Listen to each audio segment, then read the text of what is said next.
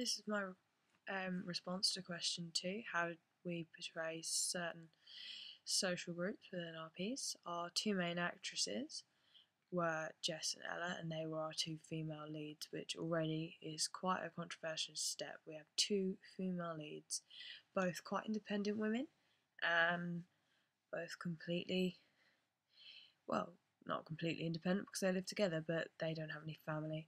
And we put them in this really beautiful, isolated location, and then we entrap them inside this den of branches with clothes strewn everywhere and just blankets on the ground.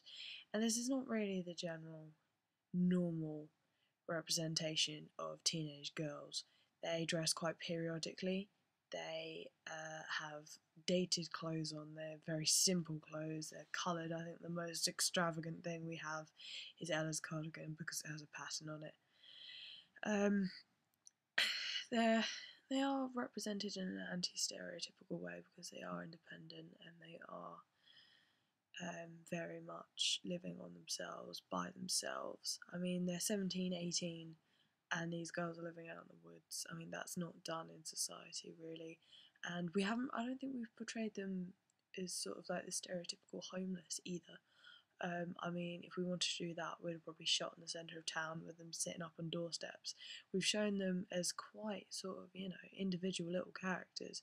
They carry around a massive ornate mirror, they take their shoes off to go on the blankets. They treat this place like a home. They don't see themselves as sort of living it rough. They treat it as they do, but obviously they're all sort of bundled up in their cardigans and their gloves and all of that. So yeah, I don't think it's a very stereotypical representation of the girls. I think Ella, if anything, is more stereotypical as she is the weaker of the two. She's more. She allows her sister to dominate her and control her. But then again, she breaks free from that as she runs away.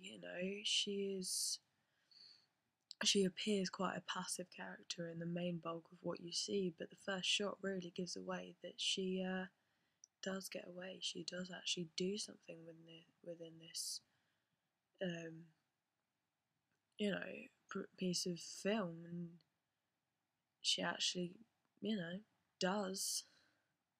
She turns out to be less passive than we all believe, even though she does look scared half the time. I think also the titles are quite important, not so much the ident and that, but I think the main title, the use of madness, shows these people as quite neurotic and scary, and the word discreet shows that they're trying to put it away, trying to hide it a bit and be a bit subtle with it.